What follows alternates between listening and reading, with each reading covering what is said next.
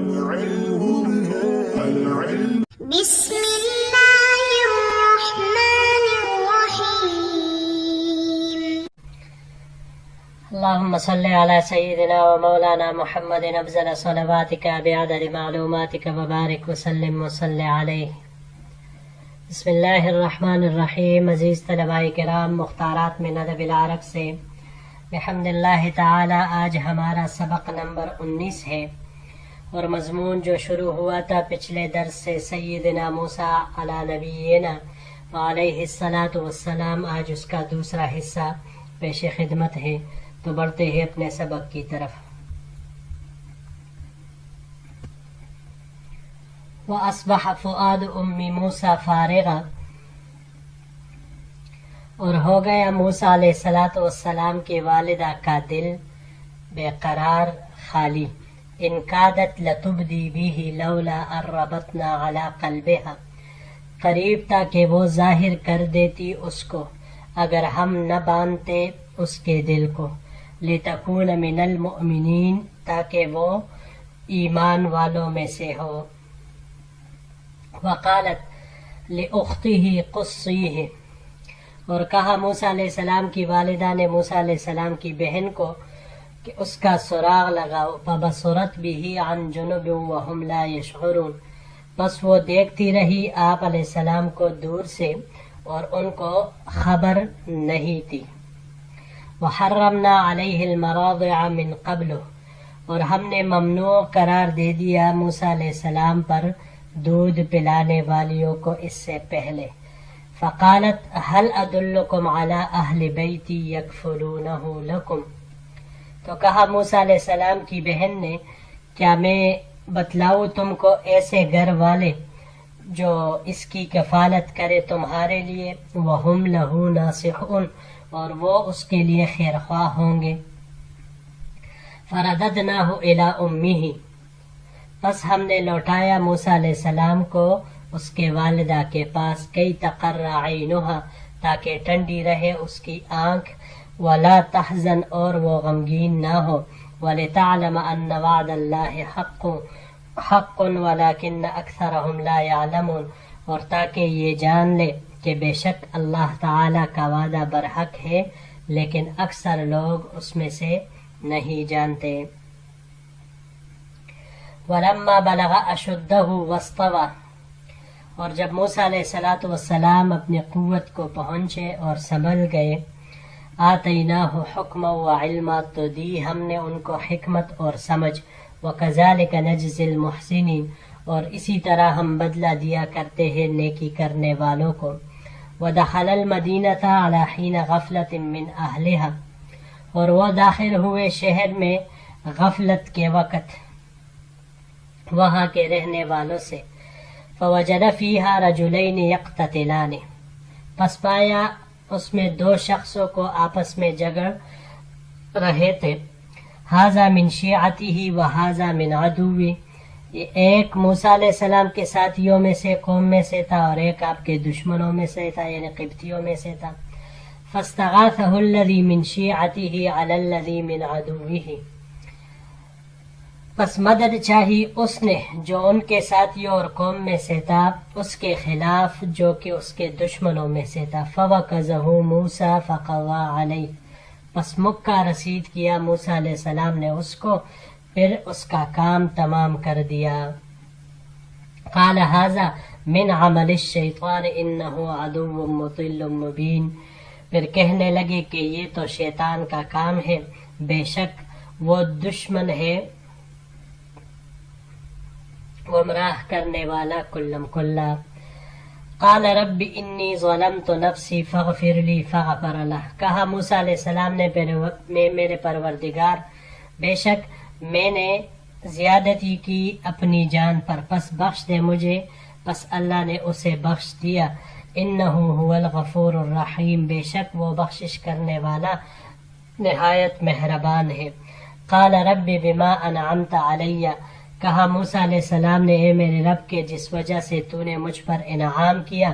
فلن اکون ظہیرا للمجرمین، پس میں ہرگز اس کے بعد دشمنوں کی مدد نہیں کروں گا. یا مددگار نہیں بنوں گا دشمنوں کا. جی یہاں پر یہ چند الفاظ ہیں، اس کی تحقیق کر لیتے ہیں.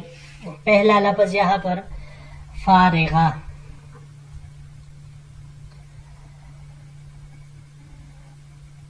فراغہ سے ہے، یہ باب کرما سے یہاں پر استعمال ہوا ہے.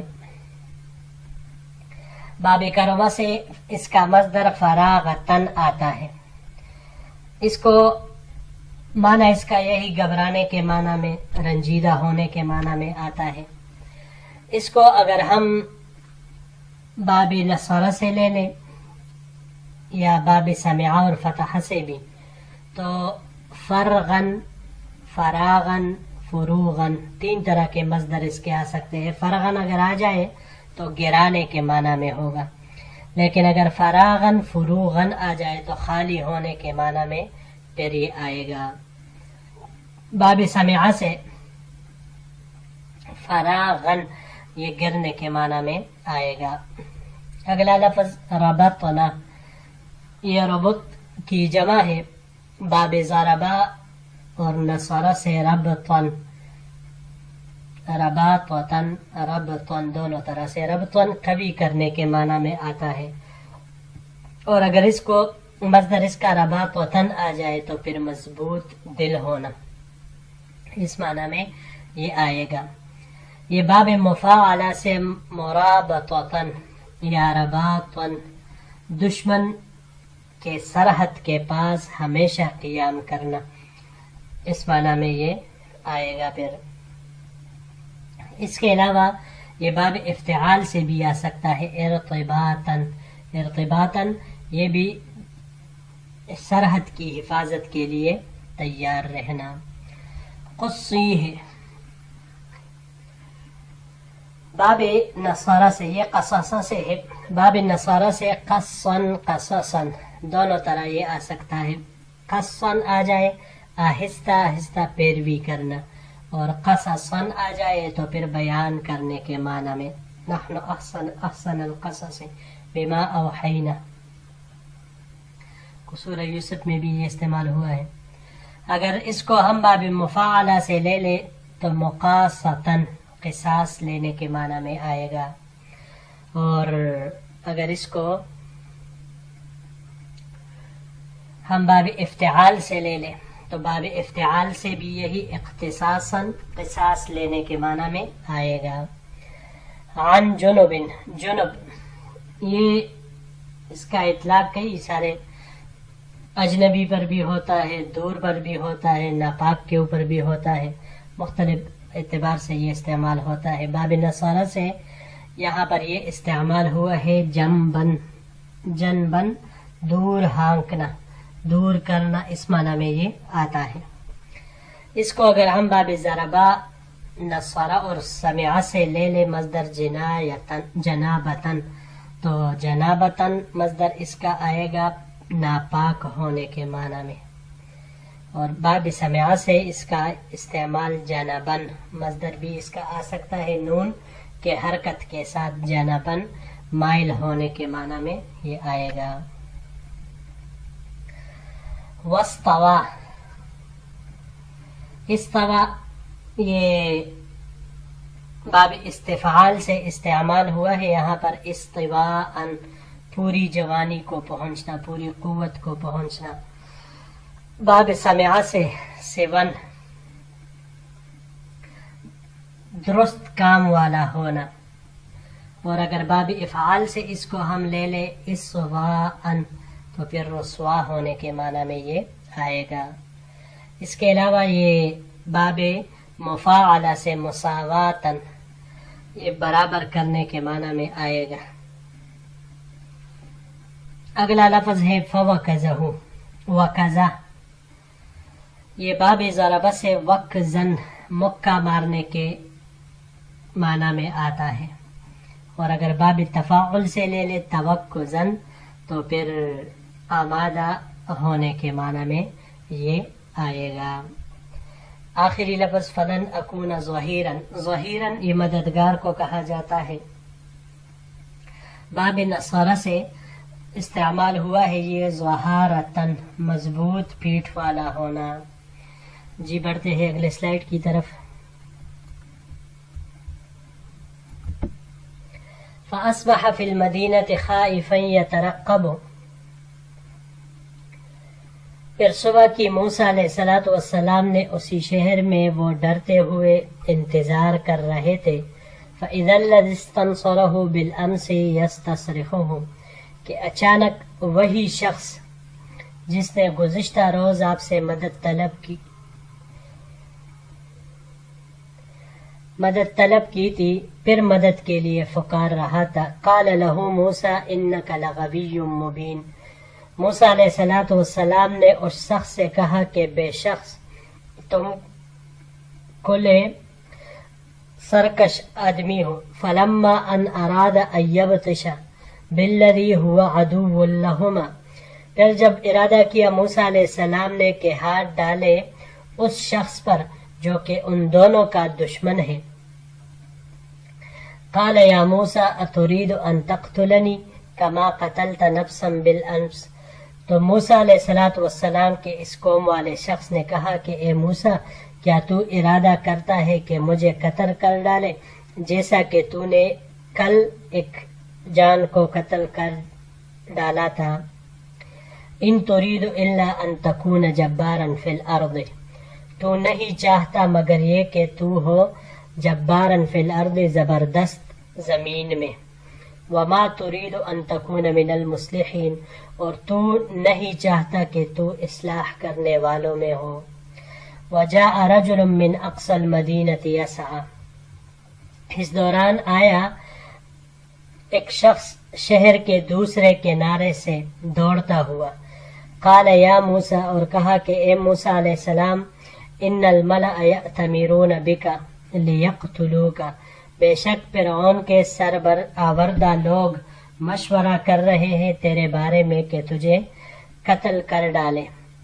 فاخرج انی لک من الناصحین، بس آپ نکل جائے یہاں سے، بے شک میں آپ کے لیے البتہ خیر خواہی کرنے والا ہوں، یعنی میں آپ کا خیر خواہ ہوں، اسی لیے آپ کو یہ بتا رہا ہوں۔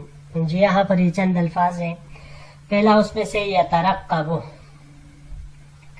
رقبہ سے ہے، باب نصر سے رقوباً مصدر آ جائے تو نگہبانی کرنے کے معنی میں آتا ہے۔ یہ باب تفاعل سے یہاں پر استعمال ہوا ہے، ترقباً انتظار کرنے کے معنی میں آتا ہے۔ اور اس کو اگر ہم باب افعال پر لے جائے ارقاباً، تو بشرط رقبہ زندگی بھر کے لیے دینا، یعنی ارقبہ الدار عربی میں کہا جاتا ہے کسی کو گھر زندگی بھر کے لیے اس شرط پر دینا کہ جو پہلے مر گیا دوسرا اس کا مالک ہوگا۔ عربی میں اس کا استعمال اسی طرح عرب کرتے ہیں۔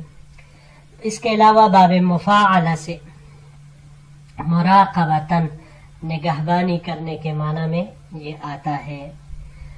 جی اگلا لفظ یستصرخہ صرخہ، یہ باب نصر سے صریخاً صراخاً، زور سے چیخنا، فریاد کرنا، اس معنی میں یہ آتا ہے۔ اس کے علاوہ یہ باب افعال سے اگر اس کو ہم لے لیں اصراخاً، تو مدد کرنے کے معنی میں یہ آئے گا۔ اگلا لفظ ہے جی لغوی، غوی گمراہ، یہ باب ضربہ سے یہاں استعمال ہوا ہے، غیّن، اور باب سمعہ سے غوایتاً، گمراہ ہونے کے معنی میں یہ آتا ہے۔ اس کو اگر ہم باب افعال پر لے جائیں تو باب افعال سے لینے کی صورت میں اغواءً، گمراہ کرنے کے معنی میں یہ آتا ہے۔ اور باب انفعال سے اگر اس کو ہم لے لیں تو باب انفعال سے انغواءً مصدر اس کا آئے گا، گرنے جھکنے کے معنی میں یہ آتا ہے۔ یبطش، بطش سے ہے، ان بطش ربک لشدید، بطش ضربہ اور نصر سے بطشن، سختی سے پکڑنے کے معنی میں آتا ہے، ان بطش ربک لشدید، بے شک تمہارے رب کی پکڑ بہت سخت ہے۔ جی اگلا لفظ اقصا۔ اقصا یہ صیغہ اسم تفضیل بہت زیادہ دور کے معنی میں استعمال ہوتا ہے۔ قصو سے ہے یہ باب نصرہ قصون قصون، اور باب سمع سے قصن، مصدر ان تینوں مصدروں کا معنی ایک ہی ہے، دونوں باب سے دور ہونے کے معنی میں یہ آتا ہے۔ ان الملأ، ملأ یہ قوم کے سرداران، اشراف بڑے لوگوں کو کہا جاتا ہے کہ جو یہ چھوٹے لوگوں پر حکمرانی کرتے ہیں، ان کو دبا کے رکھتے ہیں، یا اچھے بھی ہوتے ہیں، اس میں سارے برے تھوڑی ہوتے ہیں۔